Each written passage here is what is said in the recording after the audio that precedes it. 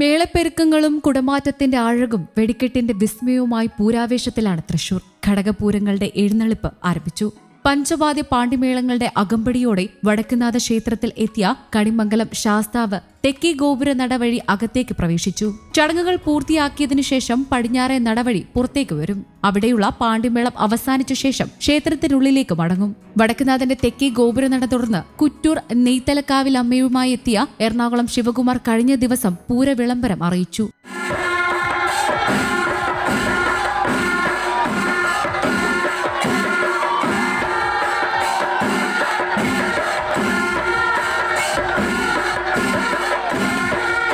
പൊരുവേലിനെ കൂസാതെയെത്തിയ ആയിരങ്ങളുടെ സാന്നിധ്യത്തിലാണ് തെക്കേ ഗോപുരനട തുറന്ന് തൃശൂർ പൂര വിളംബരം ചെയ്തത്. 11:30 കൊങ്ങാട് മധുവിന്റെ പ്രമാണത്തിൽ തിരുവമ്പാടിയുടെ മടത്തിൽ വരവ് പഞ്ചവാദ്യം. തിരുവമ്പാടിക്ക് വേണ്ടി ചന്ദ്രശേഖരനാണ് തിടംപേറ്റുന്നത്. 12:15 പാറമേക്കാവിൽ എഴുന്നള്ളിപ്പ് തുടങ്ങും. 15 ആനകൾക്ക് പാണ്ടിമേളം അകമ്പടിയാകും. ഗുരുവായൂർ നന്ദൻ പാറമേക്കാവിന്റെ തിടംപേറ്റും. ഉച്ചയ്ക്ക് 2:00 വടക്കുനാഥനിലെ ഇലഞ്ഞിച്ചുവട്ടിൽ കിഴക്കൂട്ടിൽ അനിയന്മാരാരുടെ നേതൃത്വത്തിൽ 250ഓളം കലാകാരന്മാരുടെ പ്രശസ്തമായ ഇലഞ്ഞിത്തറമേളം.